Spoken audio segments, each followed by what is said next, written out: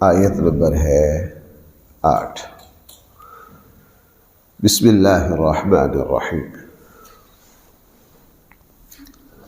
الحمد للہ رب العالمین، والصلاة والسلام علی سید المرسلین وعلی آلہ واصحابہ اجمعین۔ اما بعد فاعوذ باللہ من الشیطان الرجیم۔ بسم اللہ الرحمن الرحیم۔ ووصینا الانسان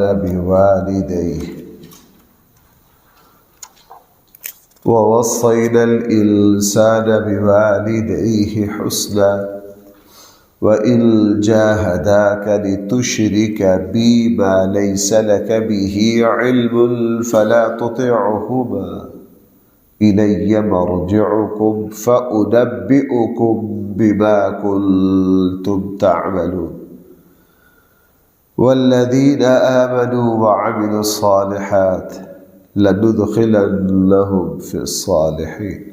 صدق اللہ مولانا العظیم۔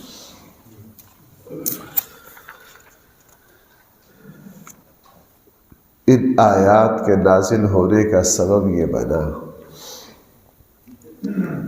کہ سیدنا سعد بن ابی وقاص رضی اللہ عنہ عشرہ مبشرہ میں سے ہیں، ابتدائی مسلمانوں میں سے ہیں، رشتے میں رسول اللہ صلی اللہ علیہ وسلم کے ماموں لگتے،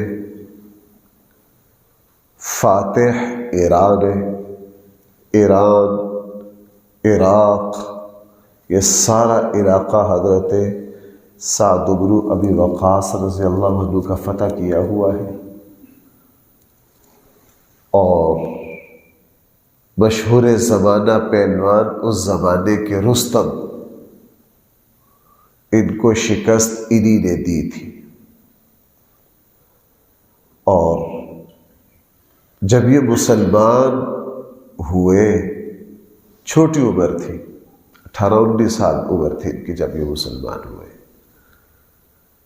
اور مالدار فیملی سے تھے۔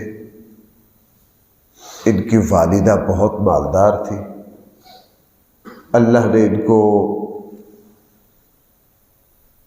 جائیداد، شہزادوں والی زندگی، بڑے عمدہ اور پر آسائش ماحول میں انہوں نے اپنی زندگی گزاری۔ 18-19 سال عمر اسلام لے آئے، رسول اللہ صلی اللہ علیہ وسلم کے ہاتھ پر مسلمان ہوئے۔ جب مسلمان ہو گئے تو ان کے اسلام سے ان کی والدہ کو بڑا صدمہ پہنچا۔ وہ اپنے خاندانی اور ماں باپ کا جو دین ہے، باپ دادے کی روایات کی عینک سے دیکھ رہی تھی کہ میرا بچہ گمراہ ہو گیا، میرا بچہ کیا ہو گیا۔ لیکن اگر حقیقت کی نگاہ سے دیکھا جائے تو گمراہ نہیں، پہلے گمراہ تھا، اب تو باراہ ہو گیا، اب تو سیدھی راہ پر آ گیا۔ بہرحال ان کی والدہ کو جب پتہ چلا بڑا صدمہ ہوا، قسم کھا لی کہ میں کسی سائے کی جگہ پر نہیں کھڑی ہوں گی، دھوپ میں ہی رہوں گی، کچھ نہیں کھاؤں گی، بڑی سخت قسم کھائی، دھوپ میں ہی کھڑی رہوں گی، کچھ نہیں کھاؤں گی، کچھ نہیں پیوں گی۔ مقصد یہ تھا کہ میں جب اس سختی کے ساتھ مروں گی، گروں گی، بیمار ہوگی تو اس سے ساتھ بیٹے کی بدنامی ہوگی، اور اس کو اپنی بدنامی سے بچنے کے لیے میری بات ماننا پڑے گی۔ اور شرط یہ تھی کہ بیٹا یہ جو تو نے نیا دین قبول کیا ہے اس کو چھوڑ دے، اس کو کیا کر دے۔ اب ان کی والدہ اپنی اس قسم پر کمر بستہ ہو گئی، اڑ گئی، دھوپ میں کھڑی ہے، 1 گھنٹہ، 2 گھنٹے، 3 گھنٹے، آدھا دن، پورا دن، حتیٰ کہ رات، اگلا دن شروع ہو گیا۔ اگلے دن کیا ہو گیا، ان کو اپنی والدہ کو بہت سمجھایا علماء نے لکھا کہ ان کی والدہ 2 دن 2 راتیں باہر کھڑی رہی. بھائی کتنا عرصہ؟ 2 دن 2 راتیں. سعد بن ابی وقاص رضی اللہ عنہ نے اپنی والدہ کو بہت سمجھایا، بڑی منت کی. جب حد ہو گئی تو اپنی والدہ سے کہا، ماں جی آپ کو پتہ ہے میں آپ سے کتنی محبت کرتا ہوں اور آپ مجھ سے کتنی محبت کرتے ہیں، یہ سارے مکے کو پتہ ہے، لیکن میں نے جس دین کو قبول کیا ہے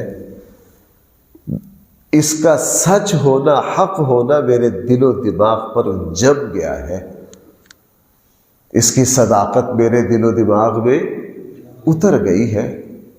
ماں جی اگر آپ کی 100 جانیں ہو نا اور آپ یہاں دھوپ میں کھڑی کھڑی اس وجہ سے کہ میرا بیٹا اپنا دین چھوڑ دے، 100 کی 100 جانیں وار دے، قربان کر دے، میں پھر بھی یہ دین چھوڑنے والا نہیں ہوں.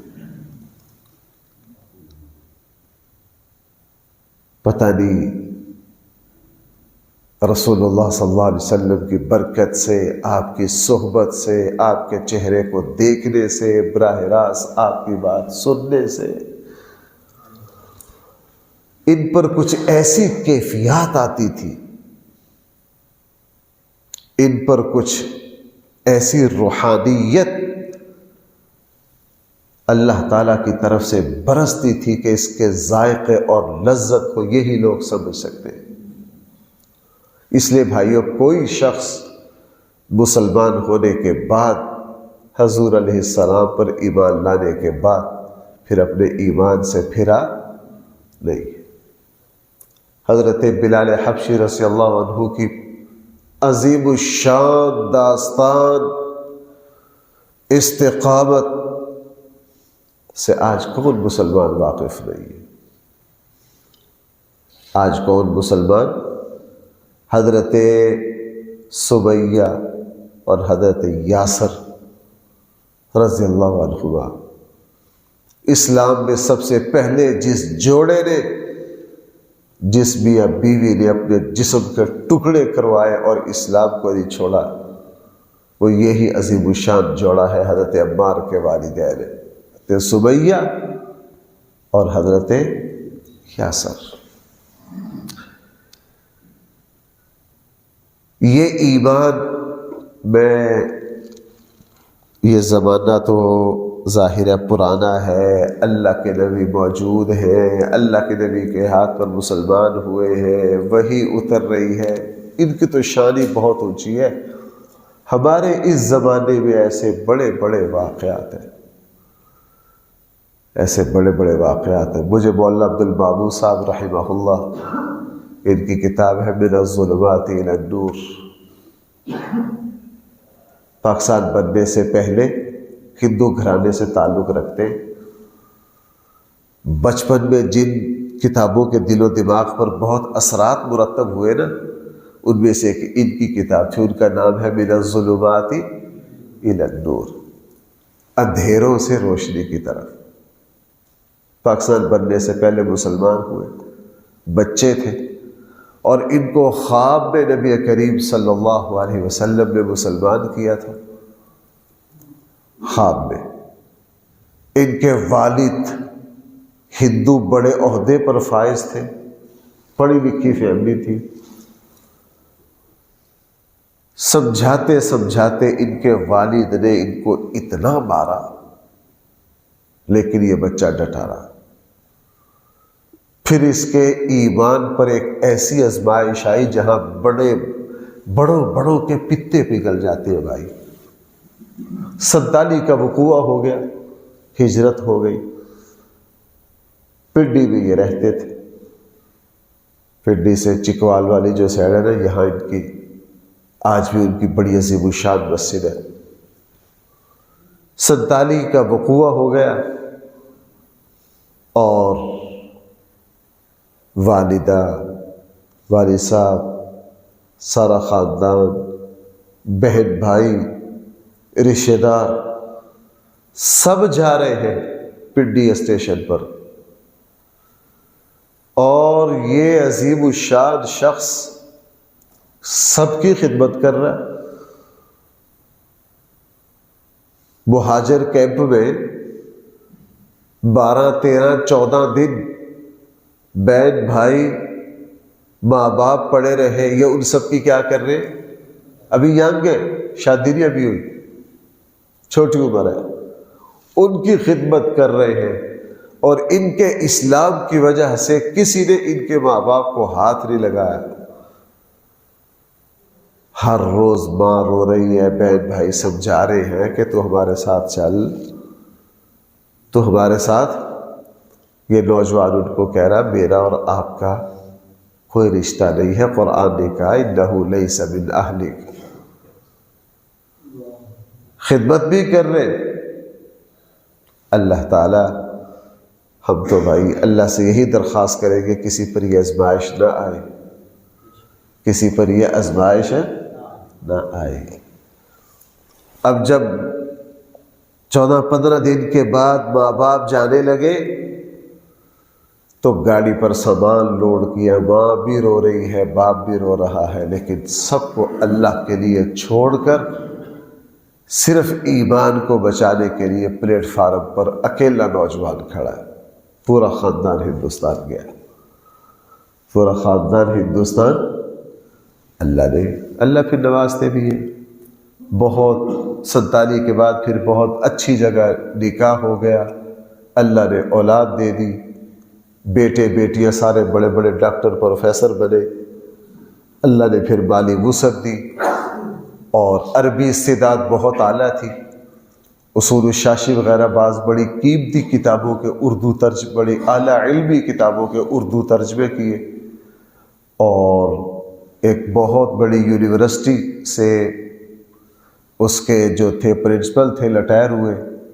اللہ نے بڑی عزت دی، لیکن قربانی اللہ کے نام پر دی۔ تو میں جب حضرت سعد بن ابی وقاص کی یہ بات پڑھتا ہوں تو اس طرح کے ایک نہیں، دو نہیں، آج کے زمانے کے 10 واقعات ہیں کہ ایمان لانے کے بعد ایسی ایسی قربانیاں دی کہ صحابہ کرام کی یاد تازہ ہو جاتی، صحابہ کرام کی یاد تازہ ہو جاتی ہے۔ میرے دل و دماغ پر ایسے دیکھے سنے قریب کے ایسے واقعات ہیں کہ ان واقعات کو پڑھ کے اندازہ ہوتا ہے کہ انہوں نے صحابہ کرام کی سنت کو کس طرح زندہ کیا، صحابہ کرام کی سنت کو۔ بہرحال جب والدہ سے یہ کہا، والدہ سمجھ گئی کہ یہ اپنی بات سے ہٹیں گے نہیں، اور اس موقع پر قرآن کریم کی آیات نازل ہوئی۔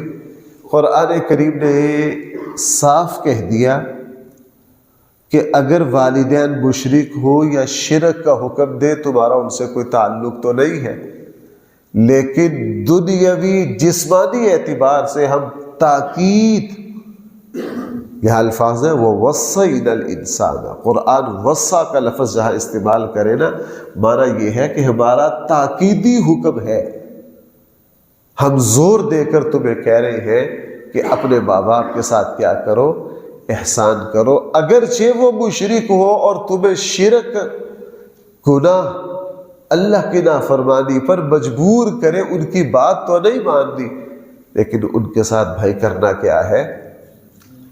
حسن سلوک کرنا ہے۔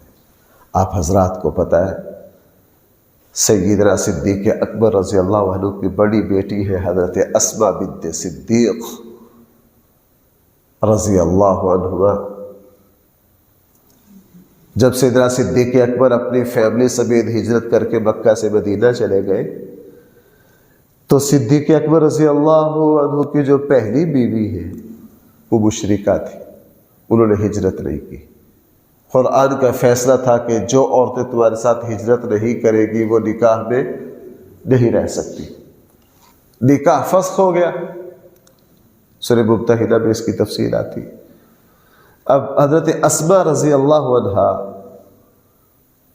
اپنے والد کے ساتھ صدیق اکبر کے ساتھ مدینہ چلی گئی۔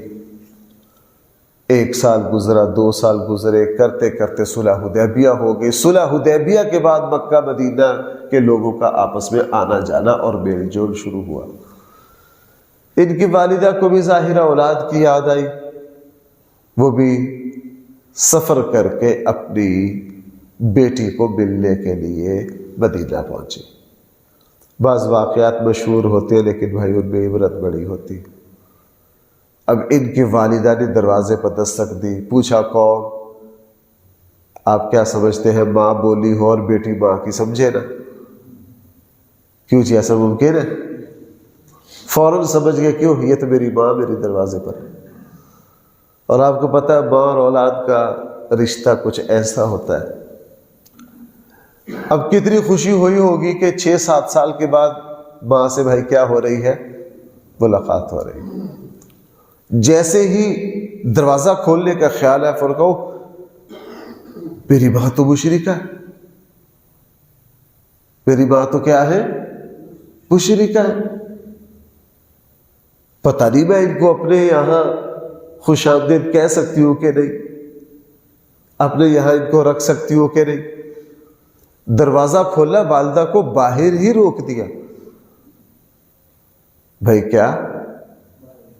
ہاں، آپ اندازہ لگائیے ان لوگوں کے ایمان کی سطح کیا تھی، ان لوگوں کے ایمان کی قوت کیا تھی۔ والدہ کو باہر ہی روک دیا اور انہیں کہا آپ مشرکہ ہے، پتہ نہیں میں آپ کو اپنے گھر میں آنے کی اجازت دے سکتی ہوں یا نہیں، آپ ادھر ہی بیٹھیے گلی میں پہلے رسول اللہ صلی اللہ علیہ وسلم سے مسئلہ پوچھ کر آتی ہوں۔ گویا کہ اپنے زبان حال سے کہہ رہی اگر مجھے اجازت مل گئی تو ٹھیک، نہ ملی تو پھر آپ یہیں سے کیا ہو جائیے؟ واپس ہو جائیے۔ ہاں، رسول اللہ صلی اللہ علیہ وسلم کے پاس حاضر ہوئی۔ رسول اللہ صلی اللہ علیہ وسلم نے حکم دیا کہ نہ، وہ تمہاری ماں ہے، ان کے ساتھ پوری طرح حسن سلوک کرو، ان کے ساتھ کیا کرو؟ پھر آئی، پھر اپنی والدہ کو خوش آمدید کہا اور ان کو اپنے گھر میں لے گئی۔ کافی دن ان کو اپنے پاس رکھا۔ بھائیو، قرآن کریم کی یہ آیت مجھے اور آپ کو کیا سمجھا رہی ہے؟ قرآن کریم کی آیت مجھے اور آپ کو یہ سمجھا رہی ہے کہ میرے اور آپ کے دل میں ایمان اس قوت کے ساتھ سمائے کہ ہم اسی سے جوڑے جس سے اللہ اور اس کے رسول جوڑے، ہم اس سے توڑ دیں جس سے اللہ اور اس کے رسول توڑ دیں۔ جو اللہ اور اس کے رسول کا نہیں ہے وہ ہمارا بھی نہیں ہے۔ اللہ معاف فرمائے، آپ ہمارے قادیانیت کو دیکھ لیجئے۔ میں ڈسکا کے نامی گرامی لوگوں سے واقف ہوں، زندگی میں ایک دفعہ نہیں 10 دفعہ دیکھا۔ خود پکے مومن ہے، نماز پڑھتے ہیں، دین کی اچھی سمجھ ہے، کوئی ان پڑھ مسلمان نہیں، اچھی خاصی دین کی بنیادی چیزوں کو سمجھتے ہیں، لیکن 20 سال سے قادیانیوں کے ساتھ بیٹھنا، یہاں تک کہ شادیوں میں جانا۔ اور ایک تو بدبخت ہمارے یہاں کا ہی قادیانیوں کا باپ مرا، میت لے کے ربوا گیا دفن کرنے۔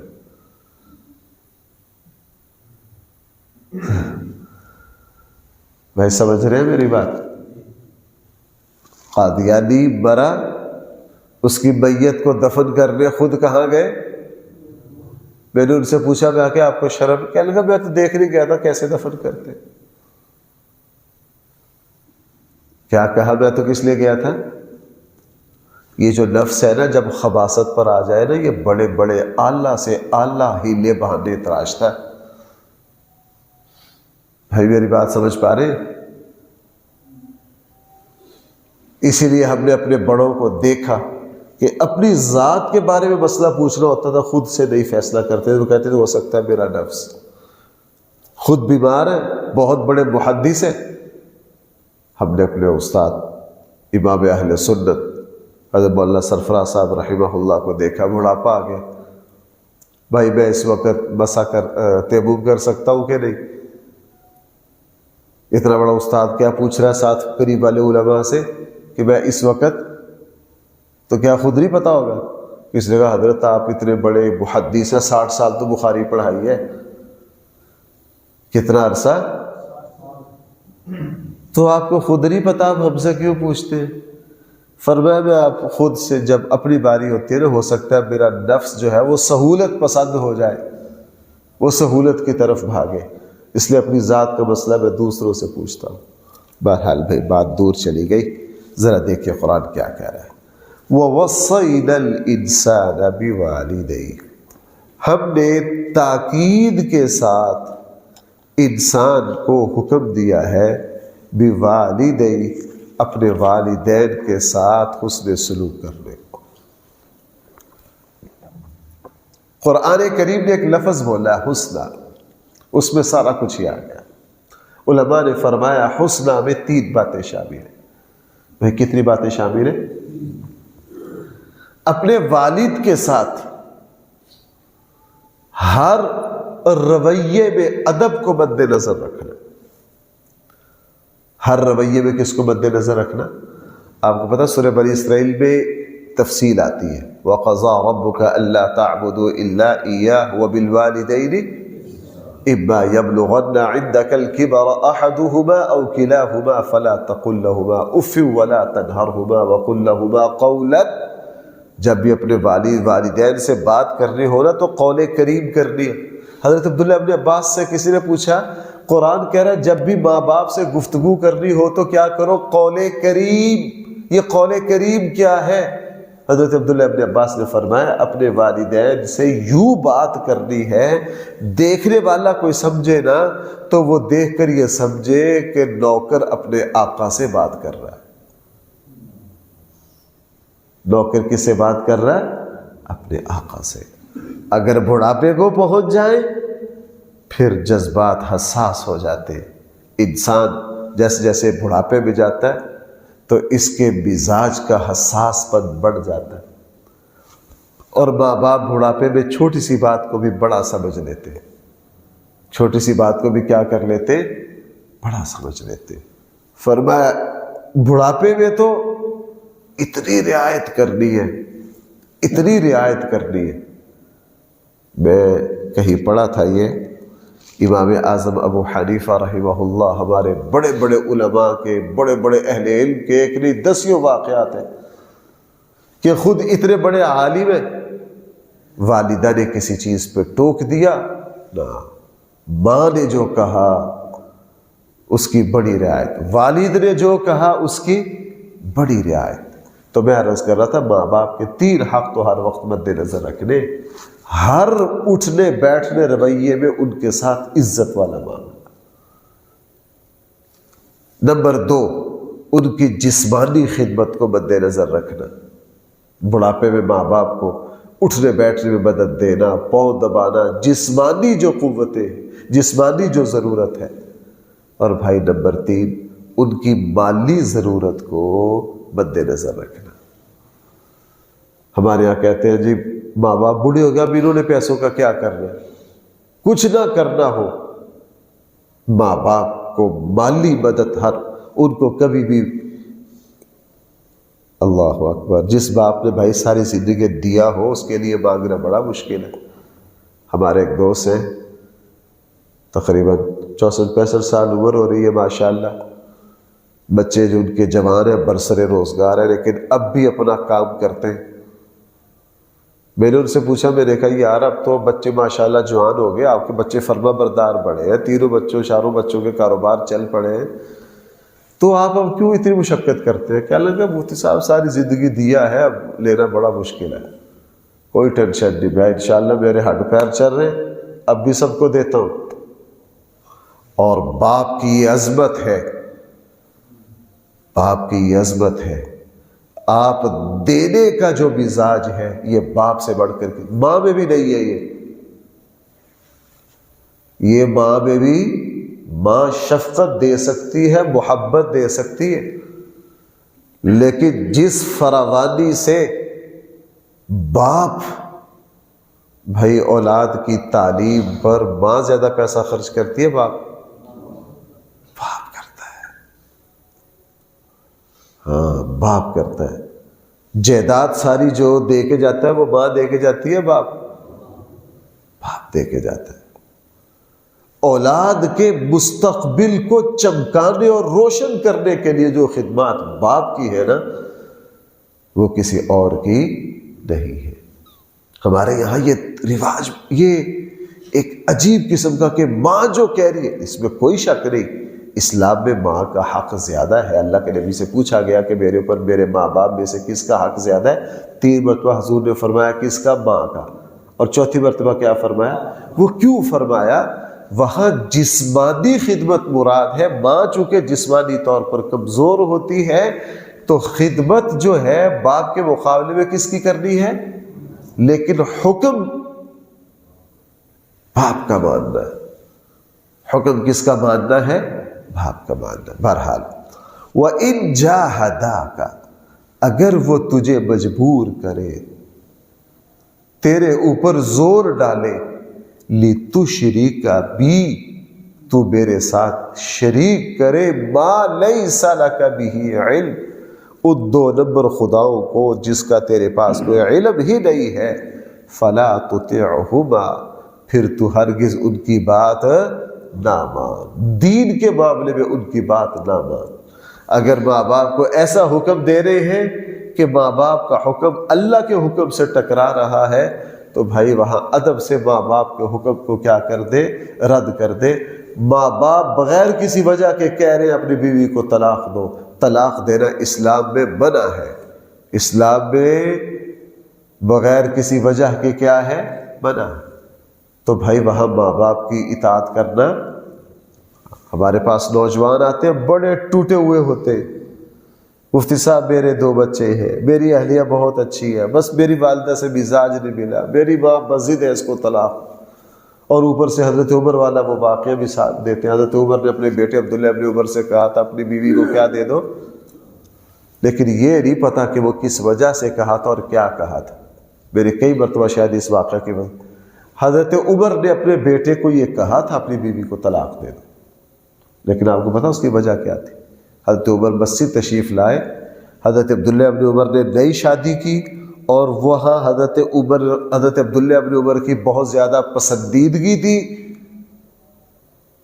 حضرت عمر نے دیکھا کہ میرا بیٹا فجر میں لیٹ ہو رہا ہے. کس میں لیٹ ہو رہا ہے؟